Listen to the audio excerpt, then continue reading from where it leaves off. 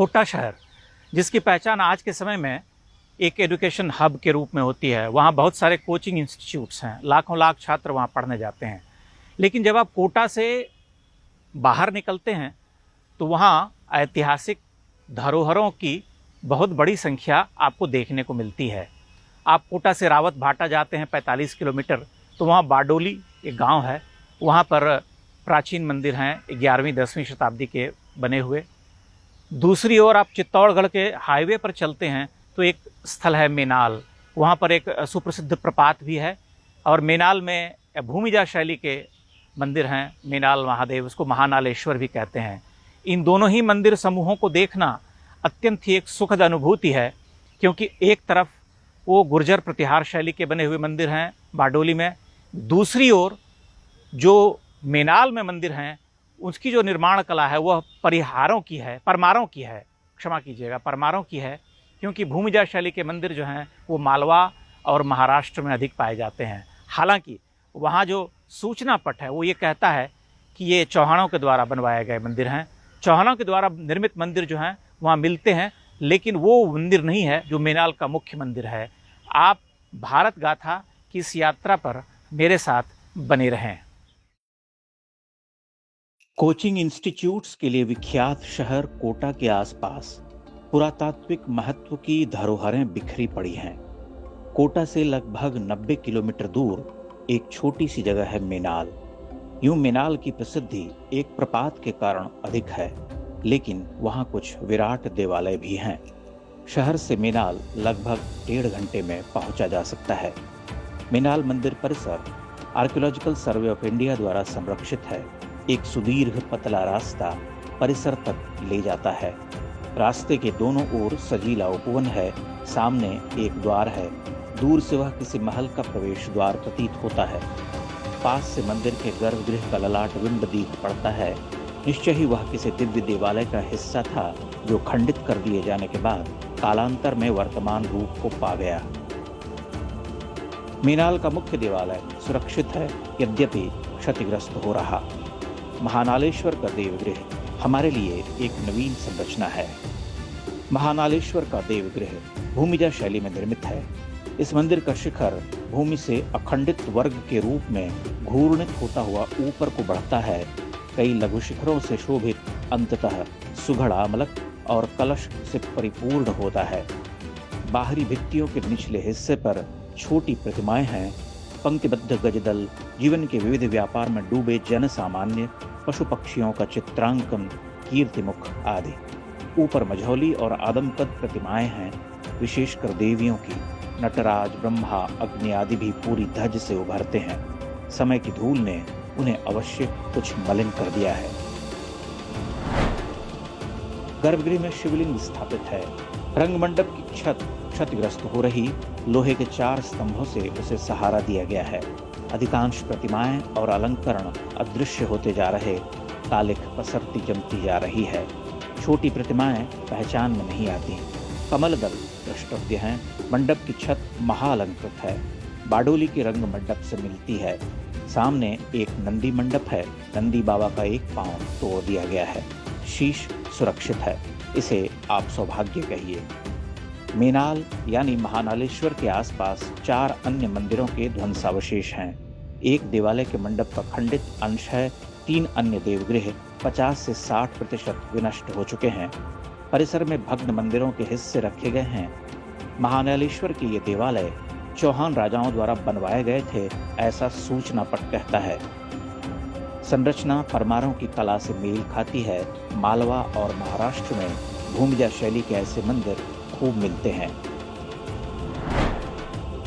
पीछे एक संकरा सा द्वार है जो सुप्रसिद्ध प्रपात की ओर ले जाता है। करोड़ों करोड़ वर्ष पूर्व पड़ी उन गहरी दरार के दोनों ओर वलयाकार चट्टानें हैं। बीत चुके युगों अब्दों की आड़ी तिरछी रेखाएं उन पर उभरी हुई हैं, जैसे बुढ़ापे में चेहरा रेखाओं से भर उठता है। वहाँ पंछी शोर करते फिरते हैं, चक्राकार घूमते हैं, शैल श्रृंगों पर बैठते हैं, उड़ जाते हैं। सैलानी सेल्फी लेते हैं। झांक कर देखो तो नीचे हरा पानी नजर आता है। अभी पानी ठहरा हुआ है। हवाओं के थपेड़े से उन पर झुर्रियां पड़ती हैं। गह्वर की मोहक और विस्मयकारी उपस्थिति नीचे पड़े कचरे से धूमिल हो जाती है। वहाँ चिप्स के पैकेट, ग्लास, बोतलें पड़ी हुई हैं। ग्लानि होती है, क्रोध आता है, उसके बाद विवशता घेरती है। वर्षा के दिनों में यहाँ से जलधार गिरती है। अभी धूप उतर रही है। जलधार को देखते हुए गिरने का अनुभव भी परमावश्यक है। जहाँ से धार बह कर आती है वहाँ की चट्टानें चिकनी हो गई हैं। वहाँ कोई ठहर कर देखे तो दिखता है कि करोड़ों करोड़ वर्ष का समय कैसे बह गया है। इस गह्वर से कुछ दूर एक छोटी पहाड़ी पर अन्य देवालय का शिखर उभरता है, खंडित शिखर। अभी धूप तेज है। मैं कुछ मंद कदमों से उधर जाता हूँ। वहाँ एक ऊंचे अधिष्ठान पर निर्मित देवालय है। भगवान शिव को समर्पित देवगृह के सामने शीश विहीन नंदी बैठे हैं। अलंकरण साधारण है। मेनाल का दृश्य प्रपात दोबारा रोकता है। उन्मत्त उड़ते हुए पंछी अब तक उड़ रहे।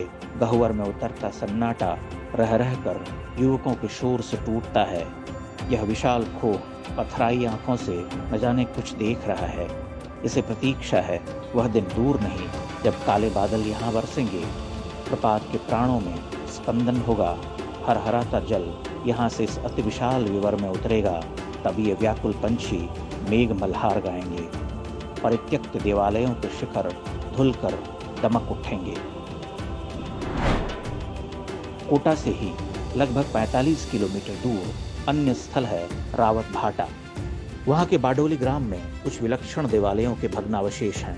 परिसर में सबसे पहले वर्गाकार सूखे सरोवर के मध्य एक भग्न देवालय है। आसपास 2-3 देवालयों के खंडावशेष हैं। उन्हें सहारा देकर उठा दिया गया है। ढहे हुए घर अच्छे नहीं लगते, फिर चाहे वे मनुष्य के हों या देवालयों के। लोगों को भ्रम हो सकता है कि बाडोली में देखने को बस यही है, किंतु नहीं। आगे बढ़िए।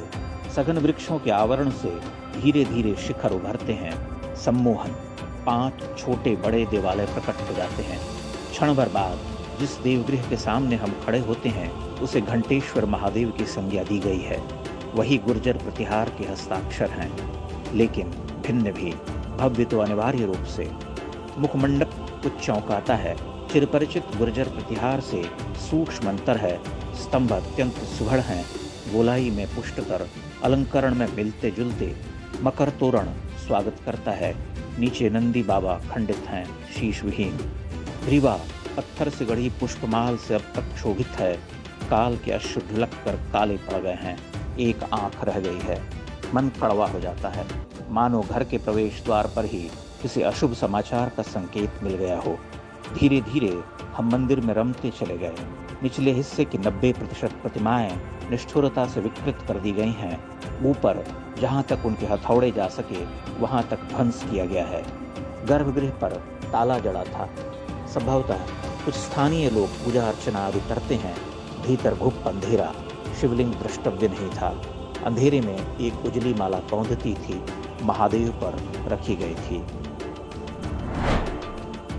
यहाँ नटराज की कुछ अनन्य प्रतिमाएं थीं, सब नष्ट कर दी गईं। कुछ चोर ले गए। एक प्रतिमा लंदन के संग्रहालय में रखी हुई है। बाहरी भित्तियों पर अंधकासुर का वध करते हुए आशुतोष विराजमान हैं, पूर्ण नहीं है। वेदीबंध से तनिक ऊपर प्रतिष्ठित अन्य सभी प्रतिमाएं तोड़ी जा चुकी हैं। ऊपर वे देखी जा सकती हैं।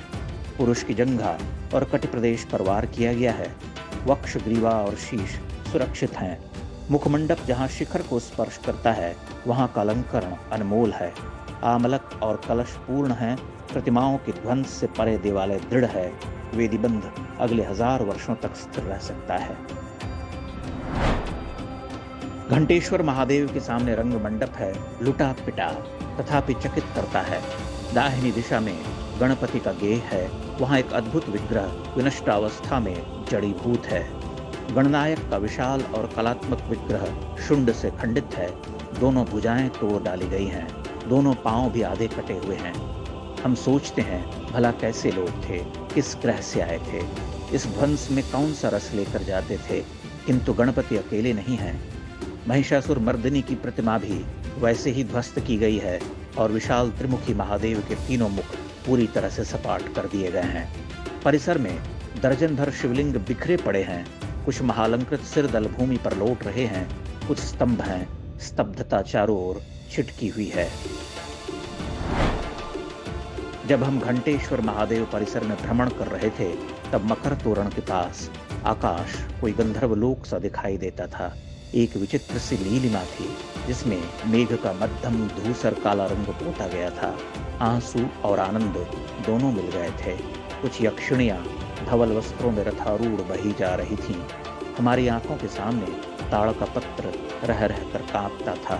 रंग मंडप न जाने क्यों रो रहा था।